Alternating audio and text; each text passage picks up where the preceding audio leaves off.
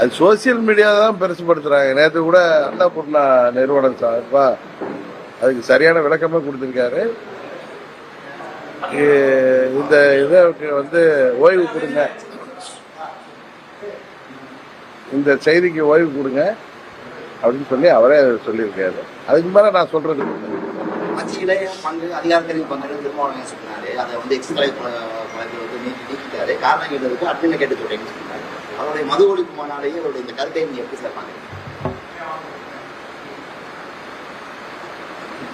நண்பர் திருமாவளவன் இந்த மது ஒழிப்பு கொள்கையில ஆரம்பம் போதிலே அவர் அதுல தீவிரமா இருக்கிறது உண்மை.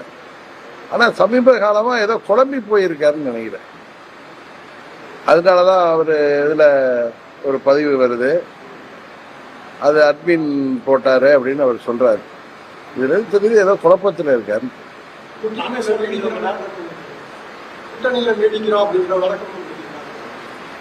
அவர் திமுக கூட்டணியில் தானே இருக்காரு.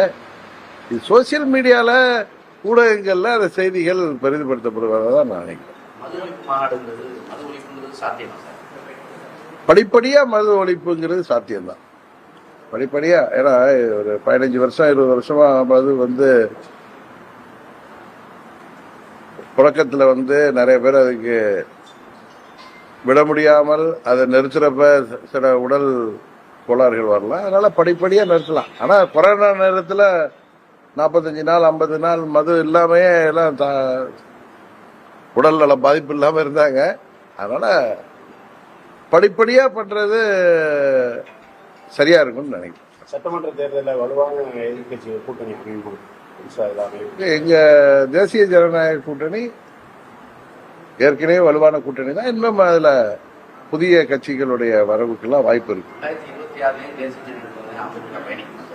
தேசிய ஜனநாயக கூட்டணியில தான் அமமுக பயணிக்கும். தமிழக முதலமைச்சருடைய 14 நாள் அமெரிக்க பயணம் வெறும் 7,600 கோடி ரூபாய் முதலீடு தான் ஈர்த்திருக்கு. இது 10,000 ஒரு கருத்து இருக்கு சார். வெறும் 7,600 கோடிங்கிறது பேப்பர்ல தான். ஏற்கனவே அவர் நிறைய ஒப்பந்தங்கள்லாம் போட்டாரு.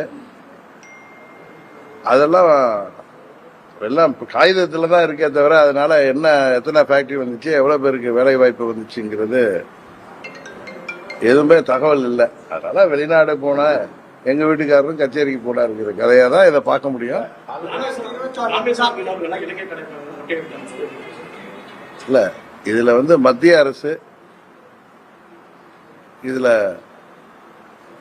இந்த சீரியஸா அணுகி இதுக்கு ஒரு முடிவு கட்ட வேண்டும் என்பதுதான் எல்லோருடைய கோரிக்கையுமாகும். 3 ஆண்டு கால திமுக ஆட்சியை எப்படி சார் பாக்குறீங்க? ஏன்னா சமீப காலமா வன்முறைகள் அதிகரித்திருக்கு, போதைப் பொருட்கள் அதிகரித்திருக்கு, குற்றங்கள் அதிகரித்திருக்கு, பொதுவாக குற்றச்சாட்டு தமிழக மக்களுடைய கருத்து.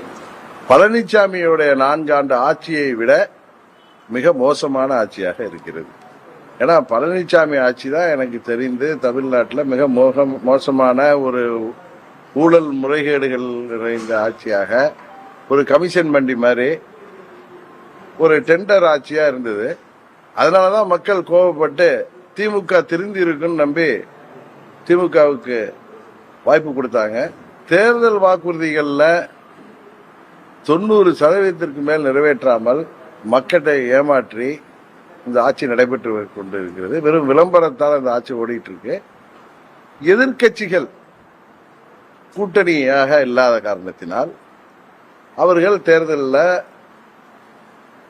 பணபலத்தை பயன்படுத்தி இந்த பாராளுமன்ற தேர்தலில் வெற்றி பெற்றாங்க. உண்மையிலேயே மக்கள் அவர்கள் மேல மிகவும் அதிருப்தியா இருக்காங்க.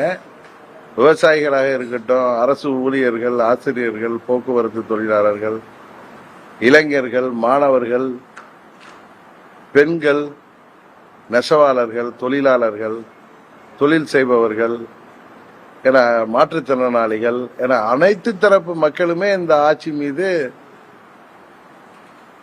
ஒரு கோபத்துல தான் இருக்காங்க. அதுதான் உண்மை. ஆனா அவங்க ஒரு வலுவான கூட்டணி வைத்திருக்கிற காரணத்தினால பணபலத்தை பயன்படுத்தி தான் அந்த பாராளுமன்ற தேர்தலில் வெற்றி பெற முடிஞ்சிச்சு. பழனிசாமியும் தான் செய்த தவறுகளுக்கு, ஊழல் முறைகேடுகளால தனக்கு கைது நடவடிக்கைகள் வந்துடக்கூடாதுன்னு திமுகவிற்கு பி டீமாக இருந்து புரட்சி தலைவர் ஆரம்பித்த கட்சி, அம்மா அவர்கள் கட்டி காத்த கட்சி இன்று பழனிசாமி கையிலே சிக்கிக்கொண்டு திமுகவிற்கு உதவி செய்கிற கட்சியாக, பி டீமாக, திமுக வெற்றி பெறுவதற்கு மறைமுகமாக உதவி செய்கிற கட்சியாக பழனிசாமி இன்றைக்கு செயல்பட்டுக் கொண்டிருக்கார். இதுதான் உண்மை. இத அம்மாவின் தொண்டர்கள், பழனிசாமி கூட இருக்கிறவங்க, ரெட்டை இலை இருக்கு, அது அம்மாவின் கட்சி, தலைவரோட கட்சி அப்படின்னு சொல்லி தங்களை தாங்களே ஏமாற்றிக் கொள்ளாமல் அங்குள்ள நிர்வாகிகள் இதற்கு ஒரு முடிவு கட்டாத பட்சத்தில் 2026 தேர்தலுக்கு பிறகு பழனிசாமியை அம்மாவின் கட்சிக்கு முடிவு கட்டி விடுவார்னு சொன்னார். 2026 வந்து தேமுதிக பொதுச் செயலாளர் வந்து பழனிசாமி முதலமைச்சர் ஆகிறாரு அப்படின்னு சொல்லியிருக்காரு. இல்ல, இங்க தேர்தல் சமயத்துல போன தேர்தலில் 21 அந்த கூட்டணியில இருந்துட்டு தான் கடைசி நேரத்துல தான் அமமுக கூட்டணிக்கு வந்தாங்க. அதனால தேர்தலில் இன்றைக்கு அவங்க பேசுவது அது பழனிசாமி அவங்க கூட்டணி இதுல எல்லாம் என்ன மாதிரி அது கடைசி வரைக்கும் போகுமாங்கிறது வெயிட் இருந்து பார்ப்போம்.